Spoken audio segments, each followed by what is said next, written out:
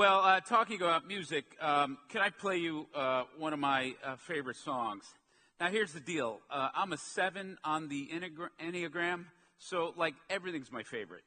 That's what Liz, my wife, says to me all the time. She goes, David, everything's always your favorite. So I am playing you one of my favorite songs, but I have a zillion favorite songs. But I truly love this song. Let's see if I can. Can you guys hear it?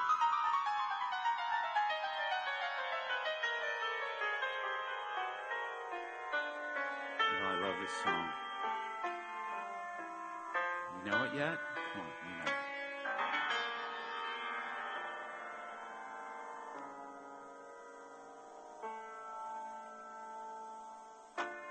I've been so many places in my life and time. In fact, Elton John was asked, is there a song you wish you wrote? I've made some bad And he said he wished he wrote this song.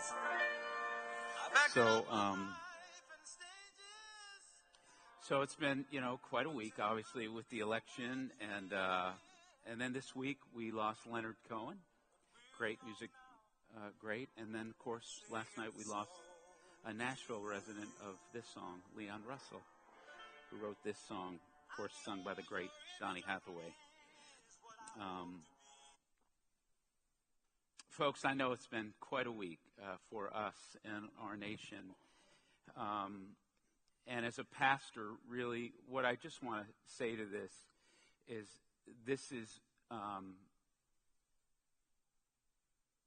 I want my life more than ever to be about faith, hope, and love. And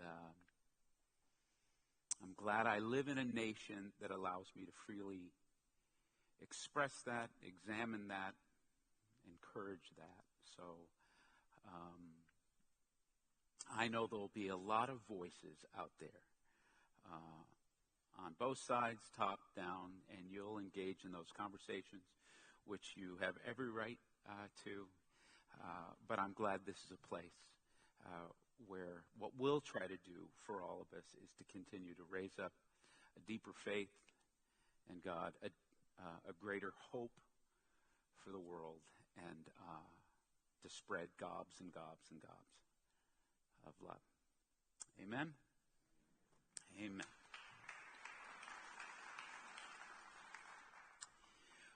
Well, I'm in the second week of this series called Words that's going to take us up through Advent and up to the holidays. And so last week we looked at our first word, Israel. And so we said Hebrew words can be a number of things. And because Hebrew words, by the way, there are less Hebrew words than English words. So one of the wonderful things about speaking Hebrew or Hebrew words is Hebrew words can mean a number of things. And they can take on different nuances and meanings. And they can dance more. And so it's a wonderful thing. So we looked at the word Israel last week, which the word Israel means you struggled with God and you survived. And that the whole idea that it is a good thing. It's not a bad thing. It is a good thing to wrestle with God, to wrestle with yourself, to wrestle existentially about life and its meaning. This is a good thing and what God created us to do. This week's word is sort of the same in that it's a person, it's a place, and then it has a purpose. So the word is the Hebrew word Mitzrayim. Now, Mitzrayim is also a person. It's first a person. Now, who is Mitzrayim? Well, you may know the Old Testament story of Noah in the ark. You may have had one of those mobiles and put it above your kids. And so Mitzrayim is Moses' grandson. So Moses had 3 sons. He had a son named Shem. How would you like that? It's your name. Hey, I'm Shem. He had a son named Shem. He had another son, Jephthah.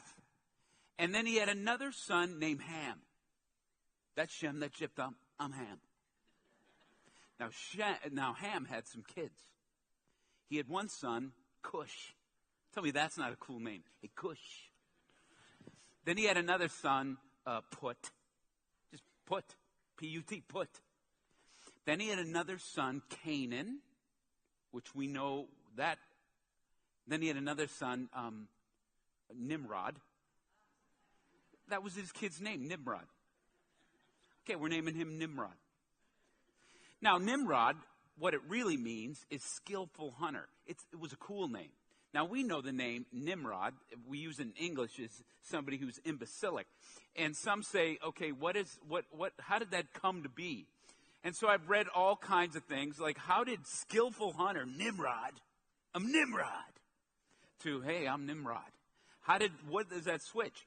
And I was doing some research, but I can't find any. But one of them said it was this. It's when Warner Brothers created Bugs Bunny. And Elmer Fudd was always on the hunt for the wabbit, for bugs. He was always trying to skillfully hunt for bugs. At one point, Bugs just looks at the camera and goes, get a load of this, Nimrod. And then that's when it changed. I don't know, but it is a good story. So Ham had a son named Nimrod, and then he had a son named Mizaim. So that's the person. So that's who he is.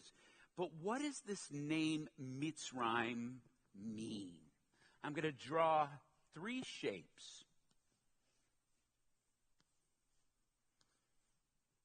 Square, triangle, rectangle. This is Mizaim right here. This is Egypt. This is the Sinai Peninsula, and this is Israel, or the land of Canaan. So one of the meanings of Mizaim, one of its purpose, it means narrow place. Its second meaning is Egypt. So every time you read the Old Testament, and if you read it in English, most likely, but if you were to read it in Hebrew, and every time it says the word Egypt, it would be the Hebrew word Mitzrayim. So what does that have to do with you? Every Jew understood what the Passover means, but what it has ultimately come to mean is this. That the Passover means is when God passed over death of the people of Israel, the people who struggled with God and survived. God passed over death and led them out of bondage. Where were they in bondage? Mitzrayim, Egypt, and allowed them to be delivered and free. So Jews believe that and commemorate that, but they just don't celebrate that and commemorate what happened to them. They also get introspective of what it means for them now, which is this. That Mitzrayim means that we are to leave the narrow places of our life and we are to let go of the things that enslave us. So Egypt is around the place where the people were enslaved for 400 years. And there's all kinds of theories why this place started to be called Mitzrayim. Maybe Noah's residence ended up here in Lower Egypt. This is Upper Egypt. This is Lower Egypt. Why is that? Because Egypt goes like this. The southern part of Egypt is high. The top part of Egypt is low, upper and lower. And this was the section that was known as Mitzrayim. So what does this mean for you and I? I want to show you this in the scriptures. We'll be looking at several passages over several chapters and books. So we're not going to just focus on one, but I want you to see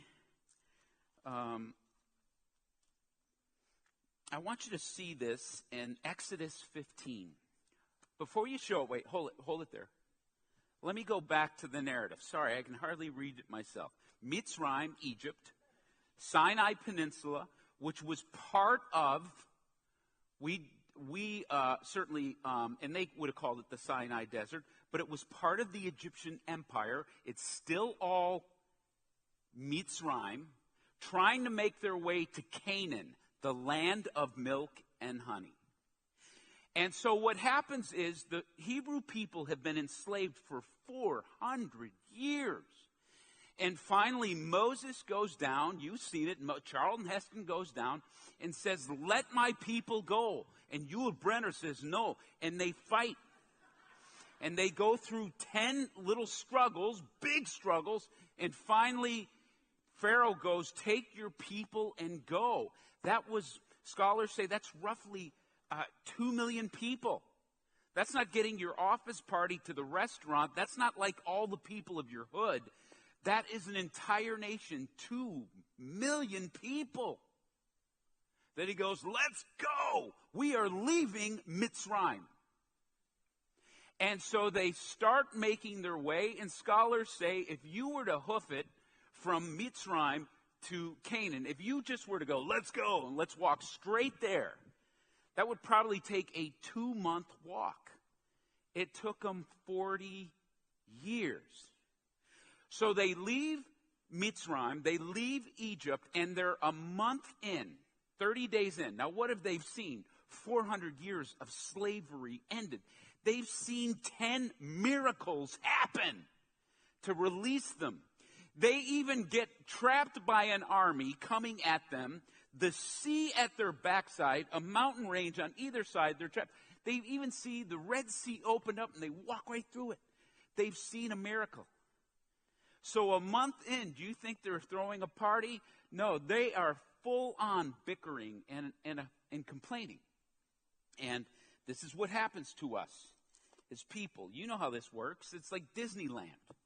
And you will enjoy this. This cost us a lot of money. Be happy.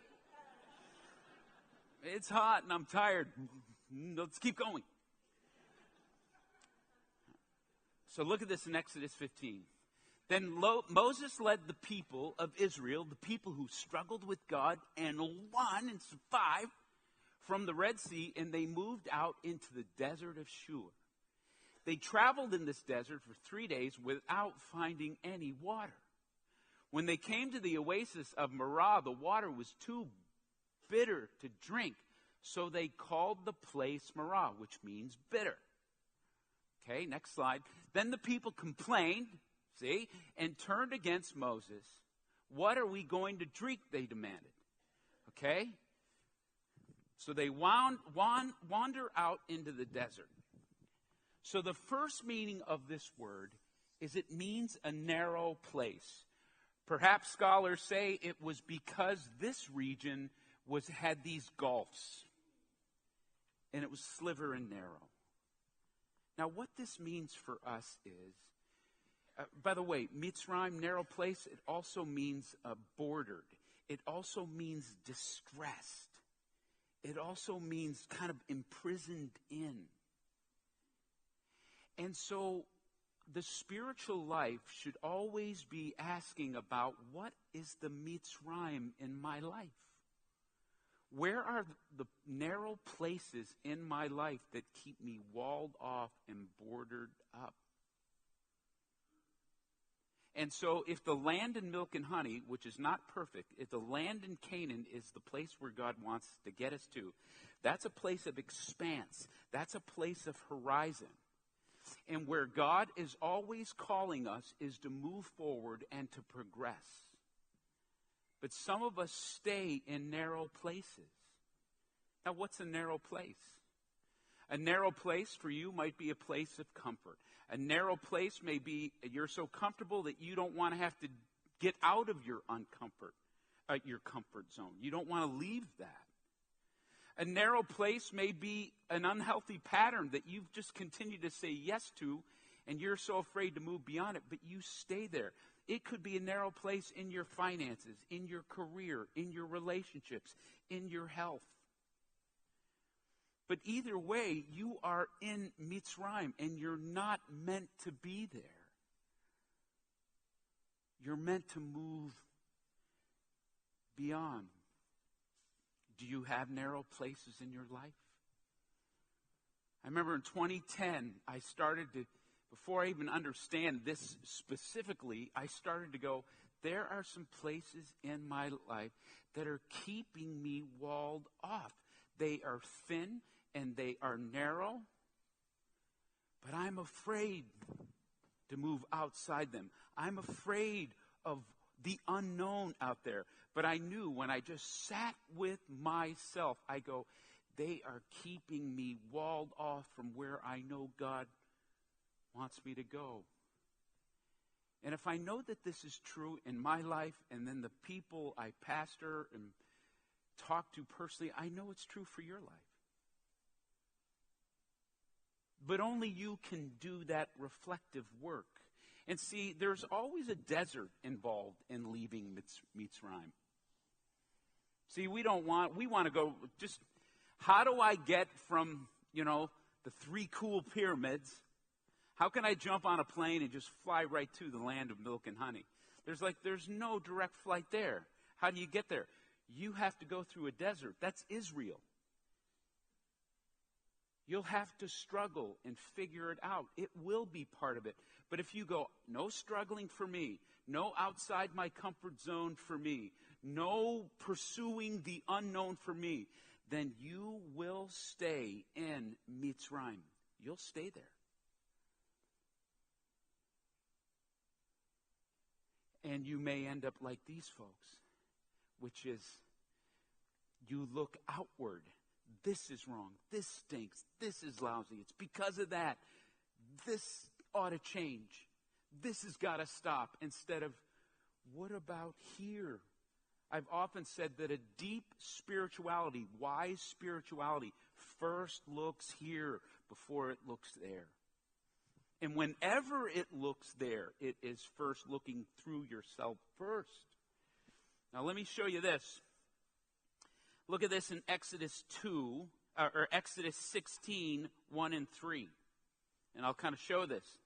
Then the whole community of Israel set out from Elim and journeyed into the wilderness of Sin, between Elim and Mount Sinai. So now they're here in the triangle.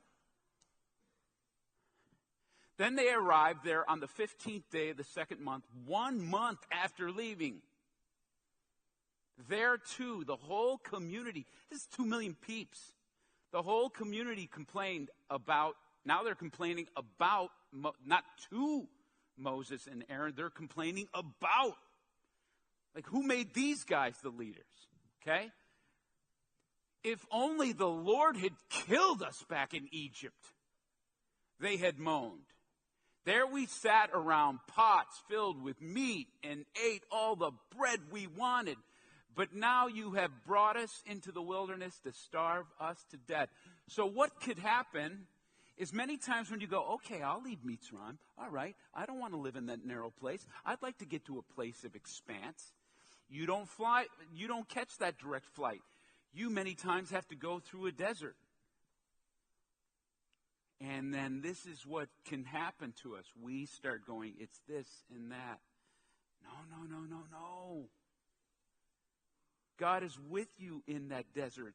It's not like, why are you here? This is exactly where you need to be. You now need to be the people of Israel. What's that mean? You need to wrestle with God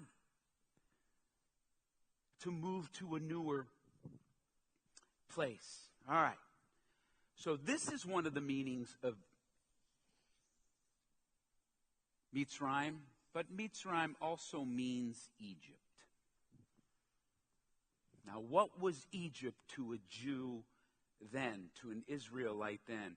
It was the place of slavery. That's what it meant. What is Mitzrayim? It's where I was enslaved. And so Moses comes after 400 years and says, listen, the chains are now broke. Let's break the chains. Let's get out of this place. And let's go to the place where God has us of milk and honey. Sounds great. Where's my plane ticket? We're going to have to walk through a desert. We're going to have to wander a bit. There's going to be a lot of internal wrestling with God, with ourselves, with each other. But man, it's the thing we need to do to take us to that place. But the chains are broken, you're free. So they all go. And so they get into that, and look at this in Numbers 11. Look at this in Numbers 11. Then the foreign rabble, let's stop right there. This rabble is such a great phrase here. So 2 million people are leaving, but there's non-Jews with them too. So it's some versions say the mixed group. There's all kinds of peeps in this group. Then the foreign rabble, who was traveling with the Israelites, began to crave the good things about Egypt. So they're walking along, right? And the people begin to complain, oh, for some meat. What is this with meat? Oh, for the meat, they exclaimed. We remember the fish we used to eat for free in Egypt. And we had all the cucumbers and melons and leeks and onions and garlic we wanted. Folks, I have to admit to you, the older I get, I love garlic even more. Is this true of anybody else? Everything's like, how about a little more garlic? So they're in this mode. I love garlic, right? And then look at this. But now our appetites are gone, and all we ever see is manna. And so what happens, folks, is they don't even realize what they've just said. You know what they just said? I would rather, instead of leaving Mitzrayim, I would rather go to where I was enslaved. So, folks, let's just have an honest conversation. There are some things that enslave us in this room. Some of us, it's alcohol or tobacco or substances. Some of you, it's technology or television. Some of you, it's avoidance and the avoidance of pain. Some of you, it's staying at a surface to not deal with anything. Some of you, you have an addiction to running from fear and not working things through. So let's not just look at the substance people and go, listen, we all deal with things that when we get out to the Sinai peninsulas of our life, when we leave Mitzrayim and go, I now am wrestling with God, with myself, with life, we go, oh, for the cucumbers and melons, for the garlic.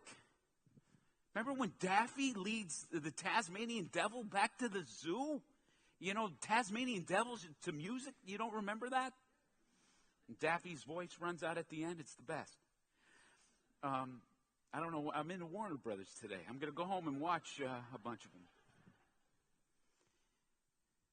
So here's what happens with some things that enslave us. Things that enslave us can be like old friends. They do studies on this with people. I can't tell you how many families or couples I've counseled with where somebody gets free of a substance or this is illustrative. So I'm not giving a specific illustration. I'm giving a common illustration to make a specific point. So let's say there is somebody in a home that is an alcoholic. And then that alcoholic wants to leave Egypt. That alcoholic goes, I want to be free. So they decide to get clean and sober. A wonderful thing. Well, what has happened in many family systems, as this person had a drinking problem in their home, the entire family then had a dysfunction. Maybe the one person had the addiction, but the whole family is now part of the dysfunction. Could be, don't make dad angry. Don't just do, right?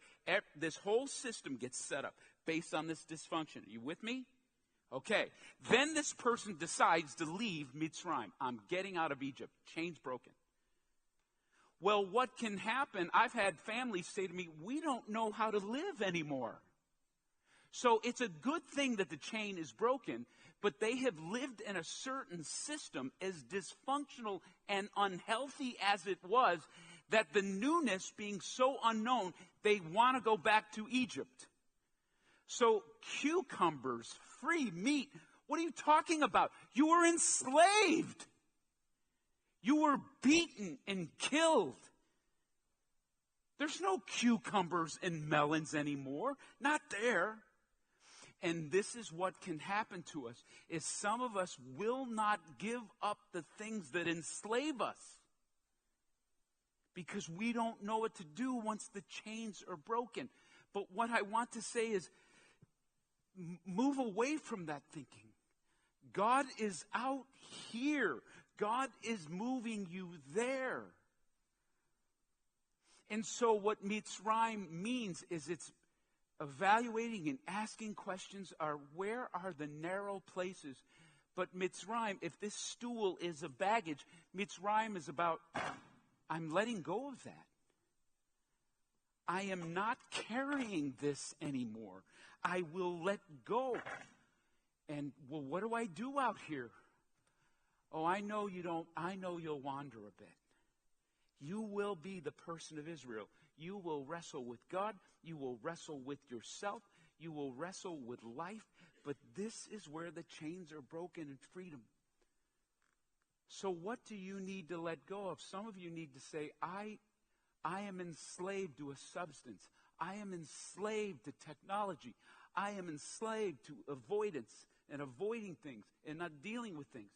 I am enslaved to something that I use to numb me out so I don't have to wander in a desert. Anything but wandering in a desert.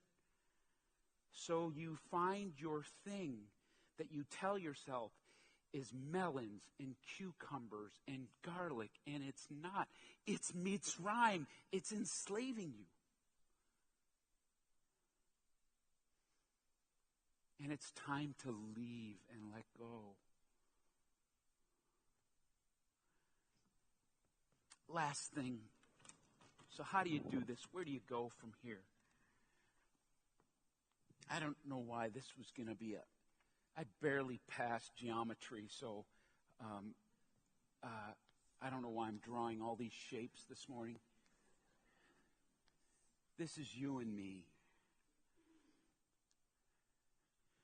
So, folks, what I try to do, at least at this church and as your pastor,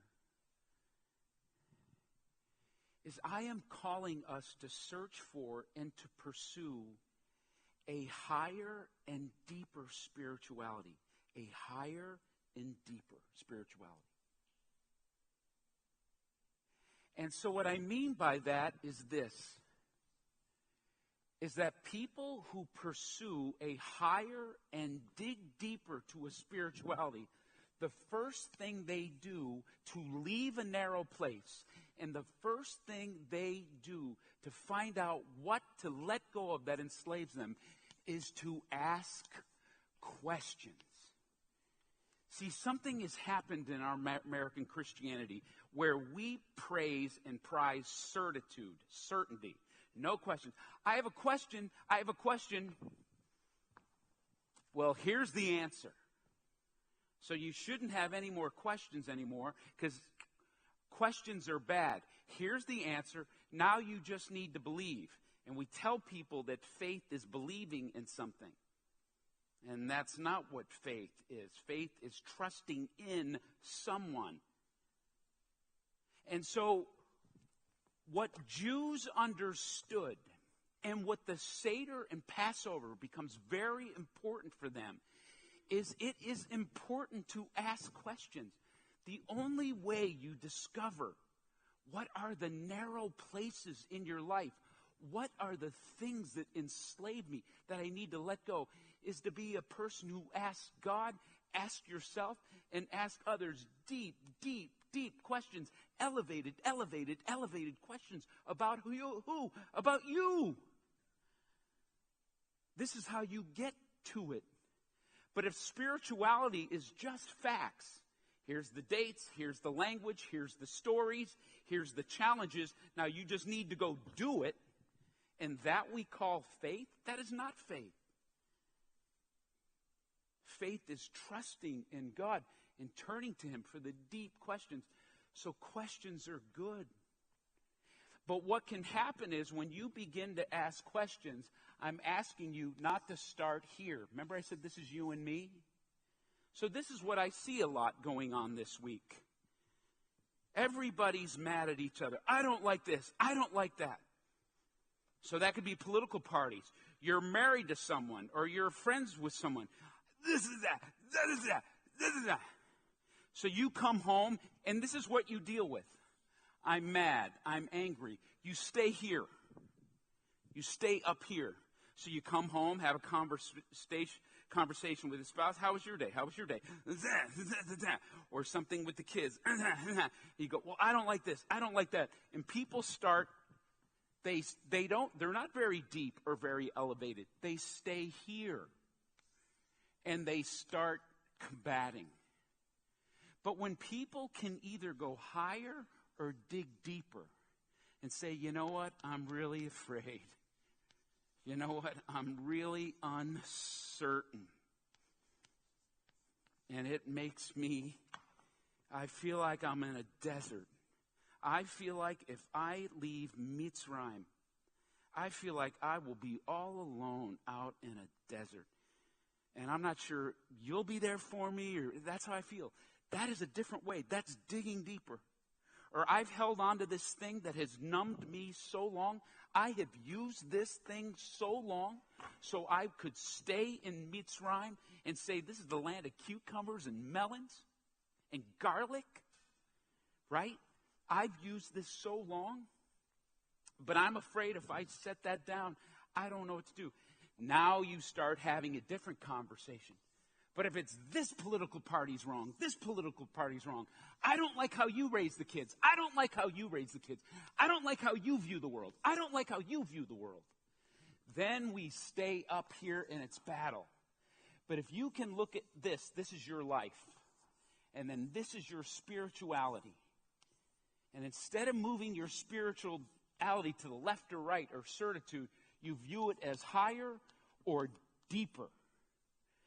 And instead of keeping your spirituality here, you dig deep. You go higher to asking deep questions about what keeps you in prison. This is where God is. This is where he shows up.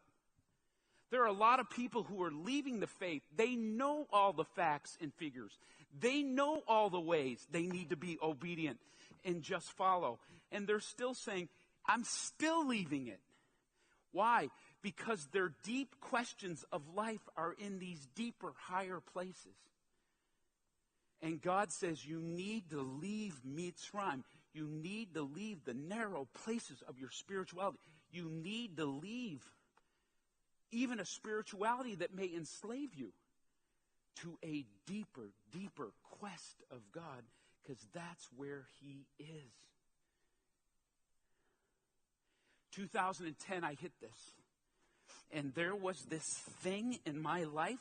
It's my thing. I don't need to share it with you. It's my thing. But it was Mitzrayim. It kept me in a narrow place. It kept me looking out. It kept me blaming others. And I was afraid. And I didn't get all this. And I wouldn't look deep. It kept me enslaved. And finally, I started to look at it, and I go, oh, my gosh, I keep stumbling over this. Or when I get out in the desert, I run back to it. And it kept me enslaved. So talking with people that understood this, whether it was pastors, friends, counselors, lots of willing to go out into the desert myself, I finally took this thing and understood it. And I said, I'm having a funeral for you. And I actually built a fire, and I took the symbols of this thing, and I put it right in that fire. And I burned it up, and I go, I let you go. I let you go. And I held a funeral for it.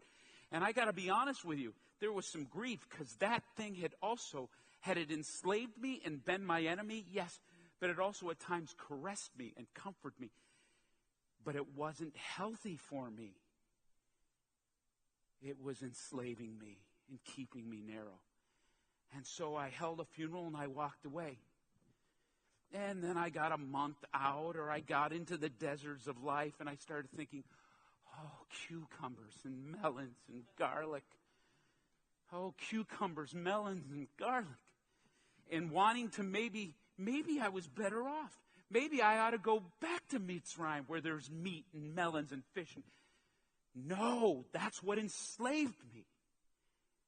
And then I had to make continued commitments. Does any of this make sense? Well, good. What are we yammering on about it at this point if you got it?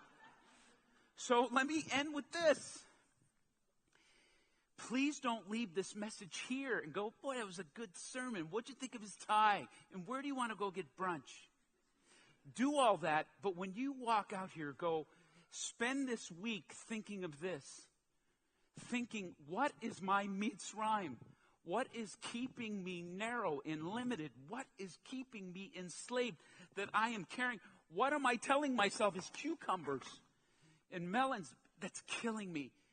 And then go into the desert of life. Do your Israel. Wrestle with God. Wrestle with yourself. Wrestle with life. And say, God, I want to elevate me higher. Take me deeper. So I can let these things go and break these chains. Right? So I'm going to ask everybody to stand. And I'm going to ask the band to come out. And I'm going to roll this 1952 chalkboard out of here. And we've been singing this song the last month or so called Chain Breaker. What a title! It's one of my favorite songs.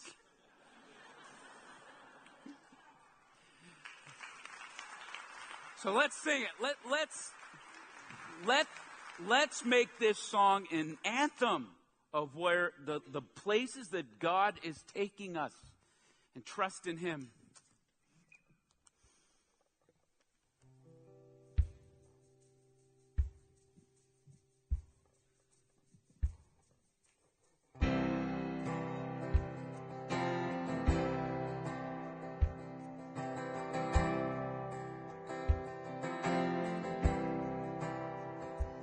You've been walking the same old road for miles and miles. You've been hearing the same old voice tell the same old lies. You've been trying to fill the same old holes inside. Well, there's a better life. Well, there's a better life. If you got pain, He's a pain taker. If you feel lost, He's a way maker. If you need freedom, we're saving. Well, He's a prison shaking savior. If you got chains, well, He's a chain breaker. We've all searched for the light of day in the dead of night. We've all found ourselves pouring out from the same old fight. We've all run to things we know that just ain't right. But there's a better life. There's a better life. If you got pain, He's a pain taker.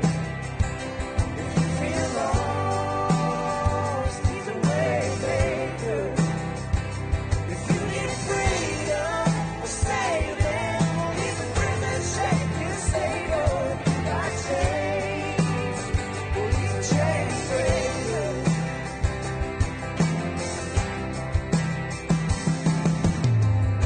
If you believe it, if you receive it, if you can feel it, somebody testify.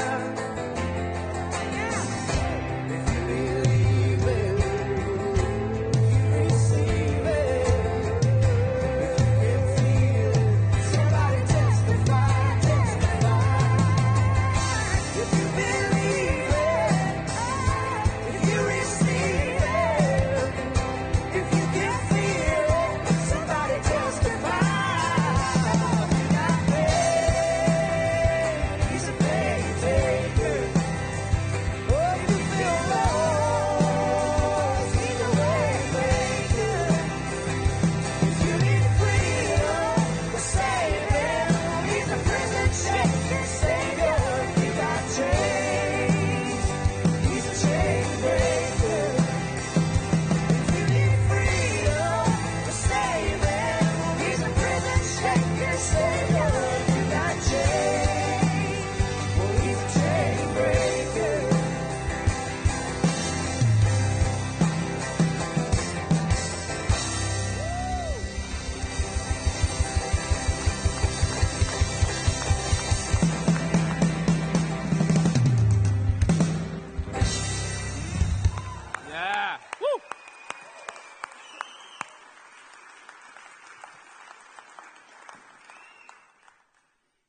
May God take you to places where you and Him break chains.